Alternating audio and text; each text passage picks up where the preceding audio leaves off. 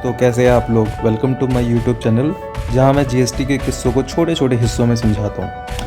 तो अब ये वीडियो सिर्फ थोड़ा टेक्निकल सेशन होने वाला है, क्योंकि यहाँ पे हम समझेंगे कि यार जीएसटी जो आया है वो किस तरीके से आया गया, मतलब इसमें क्या जीएसटी लॉ को लाने के लिए बैकिंग हुई। तो वो चीज़ आज हम इस वीडियो के थ्रू समझेंगे।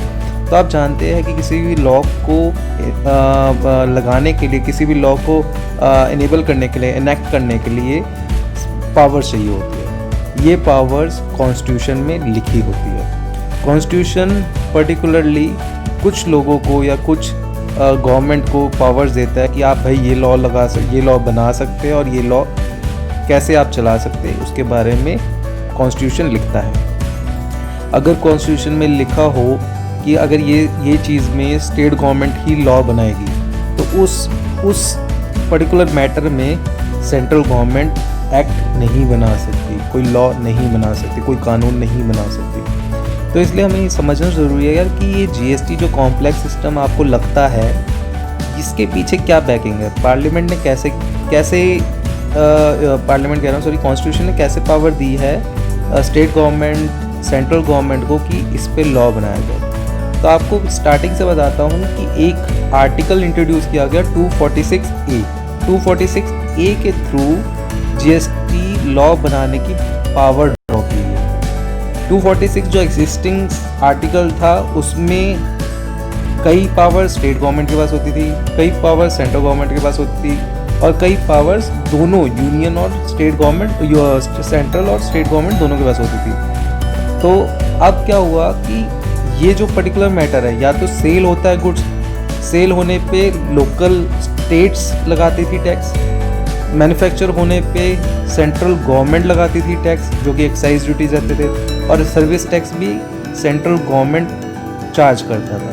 सेंट्रल गवर्नमेंट चार्ज करता था, सेंट्रल गवर्नमेंट में पैसा आता था, वो इस पैसे को इकट्ठा करके कैसे डिस्ट्रीब्यूट करते थे वो अलग कहानी है, बट पावर सेंट्रल गवर्नमेंट के पास थी। अब जीएसटी के आने के बाद कई टैक्सेस ख़त्म हो गया, एक्साइज ड्यूटी ख़त्म हो गया, सर्विस टैक्स ख़त्म हो गया, और काफ़ी लॉस ख़त्म हो गए, एंटी टैक्स ख़त्म हो गया। तो ये कैसे इंट्रोड्यूस किया गया, आज हम ये समझते हैं। तो 246, 254 दो आर्टिकल है, जिसको ओवररूल करके ये 246A आर्टिकल लेके आया गया। इसमें स्पेसिफिकली कहा गया कि parliament and subject two clause 2 जो मैंने राइट हैंड साइड पे लिखा हुआ है, अभी इसको नहीं पढ़ते। तो कह रहे हैं इस पार्लियामेंट के पास या स्टेट लेजिस्लेचर के पास, मतलब स्टेट के पास और सेंट्रल के पास पावर है जीएसटी को इम्पोज करने की। बहुत बढ़िया। तो आप देखते हैं कि अगर आपने कोई इनवॉइस लिया और आपने लोकल सामान लिया, तो उसमें आप देखेंगे CGST और SGST लग के आता है। क्यों? वो इस आर्टिकल की वजह से कि उसमें सेंट्रल गवर्नमेंट ने भी कुछ अपना टैक्स लिया और स्टेट गवर्नमेंट ने भी अपने लॉ के थ्रू कुछ टैक्स कलेक्ट किया। अब 246A क्लॉज 2 में क्या लिखा गया कि पार्लियामेंट के पास ही एक्सक्लूसिव पावर है, मतलब यहाँ पे स्टेट गवर्नमेंट नहीं बना पाएगी to make laws respect to goods and service tax where the supply of goods और सर्विस और both takes place in the course of interstate trade और कॉमर्स। मतलब अगर आप एक स्टेट से दूसरे स्टेट में कोई भी ट्रांजैक्शन मूव हो रही हो, हम इसको बड़े ध्यान से पढ़िएगा जी। इंटरस्टेट ट्रेड और कॉमर्स मतलब वो कहते हैं कि कहीं पे भी, इंटरस्टेट का कहने का मतलब है दो स्टेट्स के बीच में कहीं भी ट्रांजैक्शन हो रही हो, कोई भी ट्रेड से रिलेटेड हो, तो इसमें भाई स्टेट गवर्नमेंट को कहेंगे आप चुपचाप बैठ जाइए भाई साहब, और यहाँ पे पार्लियामेंट ही लॉ बनाएगी। मतलब पार्लियामेंट के पास ही पूरी पावर दी गई है इस लॉ को बनाने के लिए। बहुत बढ़िया। तो आप एक क्वेश्चन आता है कि भाई साहब अगर मैंने एक कंट्री से दूसरी कंट्री में माल बेचा हो तो ये तो इंटर स्टेट भी नहीं है। तो एक आर्टिकल के थ्रू ये बोल दिया गया कॉन्स्टिट्यूशन में कि अगर एक कंट्री से दूसरी कंट्री है तो इसको भी इंटर स्टेट ट्रांजेक्शन ही कंसिडर किया जाएगा। तो मतलब अगर आपने विद इन स्टेट कोई ट्रांजैक्शन की है तो उसको कहते हैं इंट्रा स्टेट, मतलब ये एक स्टेट में हुई है। तो यहाँ पे सेंट्रल गवर्नमेंट भी टैक्स लगा रही होगी और स्टेट गवर्नमेंट भी टैक्स लगा रही होगी। बट अगर आपने एक स्टेट से दूसरे स्टेट में ट्रांजैक्शन की है तो वहाँ पे इंटर स्टेट ट्रेड को बोला जाएगा, और इसमें सिर्फ एक गवर्नमेंट टैक्स लगा रही होगी जो कि पार्लियामेंट के थ्रू होगा, और पार्लियामेंट के थ्रू एक ही टैक्स लग रहा होगा जनरली। तो अब जीएसटी लॉ आने के बाद जीएसटी हम दो केस पर समझते हैं कि पहले जीएसटी आने से पहले क्या होता था और जीएसटी आने के बाद क्या हुआ है इस 246A आर्टिकल की वजह से। तो आप जानते हैं पहले गुड्स मैन्युफैक्चर होते हैं, फिर उसके बाद इनको सेल परचेज किया जाता है जिसको हम ट्रेडिंग कहते हैं, और तीसरी चीज़ जो कि सर्विसेज होती है। तो आपको पता है इंडिया में स्टार्टिंग में गुड्स का ही काम होता था मेन, और सर्विस का काम बहुत कम माना जाता था। जो हमारी इकोनॉमी होती थी मेनली डिपेंड करती थी गुड्स के सेल और गुड्स के बनने में।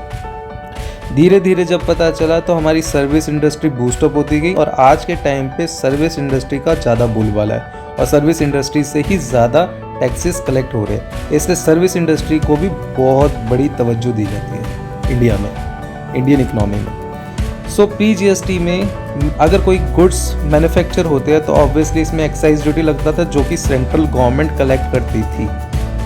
ध्यान है आपको, जैसे ही फैक्ट्री से बाहर निकला गुड्स वैसे ही आपको टैक्स जमा कराना पड़ता था।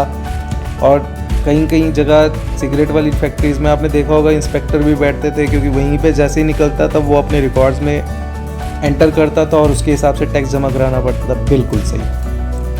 तो ये मैन्युफैक्चर करने पे बनता था, पर इसका कलेक्शन जैसे ही फैक्ट्री गेट से निकलता था तब होता था, और ये किसको जमा कराना पड़ता था? सेंट्रल गवर्नमेंट को। तो सेंट्रल गवर्नमेंट ने एक्साइज, सेंट्रल एक्साइज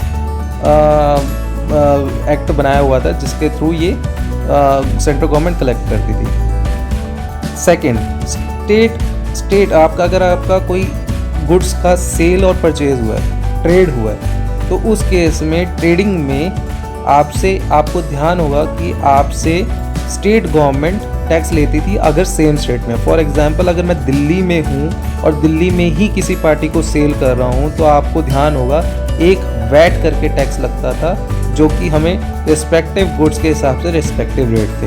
वो टैक्सेस हमारे गवर्नमेंट, स्टेट गवर्नमेंट को जाता था, और दिल्ली वालों के लिए डी वैट की साइट में जाके उनको रिटर्न्स भरनी पड़ती थी और टैक्स प्लान्स पे करने पड़ते थे।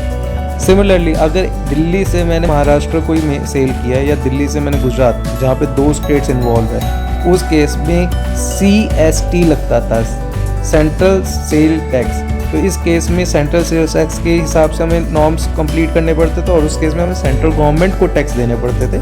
ऑल्दो रिटर्न का मैकेनिज्म थोड़ा सा अलग था, बट कहीं ना कहीं स्टेट वैट एक्ट से आपको मैच करता था। तीसरा, सर्विसेज का तो भाई साहब बहुत सिंपल था।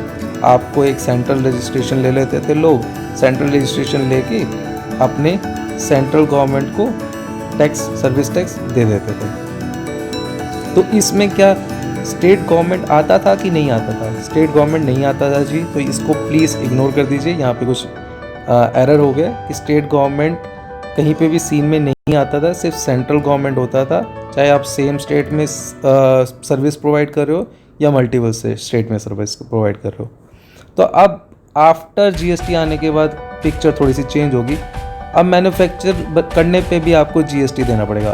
तो क्या मैन्युफैक्चर करना ही जीएसटी को ट्रिगर करता है? नहीं, उन्होंने बोल दिया है कि सप्लाई करने पे जीएसटी ट्रिगर होगा। तो सप्लाई करना मीन्स जैसे ही आपने फैक्ट्री में अगर कोई गुड्स बनाए तो तब आपका कोई टैक्स लेवाई नहीं होगा। जैसे ही आपने उस गुड्स को बेचा किसी सेकंड पर्सन को, तब आपका सप्लाई टर्म ट्रिगर होगा और सप्लाई पे आपको टैक्स देना पड़ेगा। तो इस केस में अब क्या होगा, ना कोई टैक्स है, ना कोई सेंट्रल गवर्नमेंट, ना कोई स्टेट गवर्नमेंट, आपको सीधा जीएसटी देना है। जीएसटी आपको दिमाग में रखना है कि जीएसटी का अगर आपने सेम स्टेट में बेचा, इंट्रा स्टेट ट्रांजैक्शन, अगर आपने दो स्टेट्स में कोई इन्वॉल्वमेंट हुई तो आपको इंटर स्टेट ट्रांजैक्शन। तो इंटर स्टेट ट्रांजैक्शन में आपको सेंट्रल गवर्नमेंट को पैसा देना है, बात खत्म।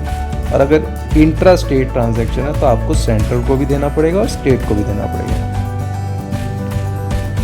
और हाँ दोस्तों, ये ध्यान रखिएगा कई लोग ये ना समझ ले कि सपोज करो अगर 18% एक टैक्स नॉर्मल रेट लगता है किसी गुड्स पे, तो ऐसा नहीं होगा आपको 18% सेंट्रल को देना पड़ेगा और 18% स्टेट को देना पड़ेगा। जी नहीं, आपको 9% सेंट्रल को देना पड़ेगा, 9% स्टेट को देना पड़ेगा। और इन केस अगर आपका इंट्रा स्टेट है, इंट्रा स्टेट तो हो गया तब तो 99%, और अगर इंटर स्टेट ट्रांजैक्शन है तो आपको एक ही सेंट्रल जो गवर्नमेंट को देगा वो देना पड़ेगा 18% के हिसाब से। तो आप यहाँ पे समझ रहे होगे कि अगर सेंट्रल गवर्नमेंट लेता है तो वो कुमुलेटिव स्टेट का पार्ट भी ले लेता है, और अगर सेम स्टेट में है तो वहाँ पे सेंट्रल गवर्नमेंट कहता है हम आधा हिस्सा लेंगे और आधा आप स्टेट गवर्नमेंट को दे दो। अब कहते हैं हम ट्रेडिंग की बात। सिंपल सी बात, ट्रेड किया आपने, सेल किया तो सप्लाई ट्रिगर होगी। जैसे ही आपने सप्लाई किया, अगर आपने सेम स्टेट में किया तो आपका स्टेट गवर्नमेंट को टैक्स देना पड़ेगा और सेंट्रल गवर्नमेंट को भी स्टेट टैक्स देना पड़ेगा। और अगर आपने दो स्टेट्स अगर आपकी इन्वॉल्व हुई तो वहाँ पे आपको सिर्फ सेंट्रल स्टेट गवर्नमेंट को टैक्स देना पड़ेगा, जो कि होगा IGST। वो हम बाद में पढ़ेंगे डिटेल में कि क्या है। सिमिलरली फॉर सर्विसेज में भी सेम रूल है। अगर आपने दो स्टेट्स में सर्विसेज दी तो आपको सिंपल सेंट्रल गवर्नमेंट को देना है, बात ख़त्म। और अगर आपको स्टेट गवर्नमेंट एक सेम स्टेट में है तो वहीं पे आपको स्टेट गवर्नमेंट को भी देना पड़ेगा और सेंट्रल गवर्नमेंट को भी देना पड़ेगा। तो आप देखेंगे कि प्री GST और पोस्ट GST में मैन्युफैक्चरिंग, ट्रेडिंग और सर्विस में एक पैरिटी ला दी गई है, जहाँ पे एक टर्म यूज़ किया गया सप्लाई, और सप्लाई पे ही सारा खेल खेला गया। तो मतलब यहाँ पे आपकी कोई पर्टिकुलर सर्विस दी जा रही है, वो कहते हैं ये भी सप्लाई है। अगर आपने कोई मैन्युफैक्चर किया, वो कहते हैं मैन्युफैक्चर करके अगर सेल किया तो वो भी सप्लाई है। और अगर आपने सिर्फ ट्रेडिंग कर रहे हो तो वो भी उनके लिए सप्लाई है। तो आपको GST ने इन सारी टर्म्स को एक जैसा माना गया।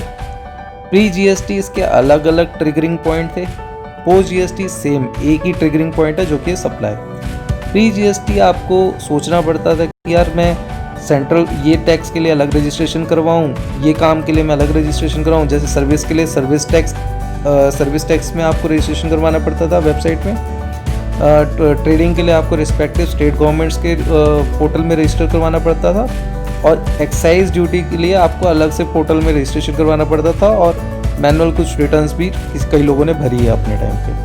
तो इसलिए पोस्ट GST में एक सिंपल एक वेबसाइट आ गई है, आपको फाइल करना ऑनलाइन रिटर्न, क्वार्टरली होगा तो क्वार्टरली, मंथली होगा तो मंथली, और अपने अपने रिस्पेक्टिव टैक्सेस दे देने हैं। सर्विस में थोड़ी कॉम्प्लिकेसी बेशक आ गई है, क्योंकि जहाँ पे एक बंदा दिल्ली में अगर रजिस्टर्ड होता था बिफोर GST रेजिम, तो उसको इतनी सोचने की ज़रूरत नहीं पड़ती थी कि मैं सेंट्रल को दे रहा हूँ, स्टेट को दे रहा हूँ, किसको दे रहा हूँ, किसको नहीं दे रहा। उसको पता था मेरे 10 रुपये अगर जेब से निकल रहे हैं तो वो एक ही गवर्नमेंट को जाने, एक ही टैक्स लग रहा है, एक ही रेट लग रहा है जो उसके पर्टिकुलर सर्विसेज में। बट आफ्टर GST उसको ये काम झाम में लगना पड़ता है, क्योंकि उसको हर स्टेट में एक अलग रजिस्ट्रेशन लेना पड़ता है, हर एक स्टेट में अलग कॉम्प्लाइंसेस करने पड़ते हैं, और हर ट्रांजैक्शनों करते वक्त उसको सोचना पड़ता है ये इंट्रा स्टेट है क्योंकि इंटर स्टेट है। क्योंकि गुड्स के केस में बड़ा सिंपल होता है, पर सर्विसेज के केस में थोड़ा सा इतना कॉमन सेंस वाली फील नहीं आती सर्विसेज के केस में, जज करते हुए कि प्लेस ऑफ सप्लाई कहाँ है और प्लेस ऑफ सप्लायर कहाँ है, ये सब जानते हो। सो होप इस वीडियो से आपको कुछ सीखने को मिला होगा, आपको कुछ अपडेट मिला होगा कि हाँ जी GST कैसे आया, क्यों आया, क्या क्या पूरा इकनॉमी में इससे इम्पैक्ट पड़ा, और होप आप कुछ इस वीडियो से नया कुछ सीख गए होंगे। So thank you for watching this video.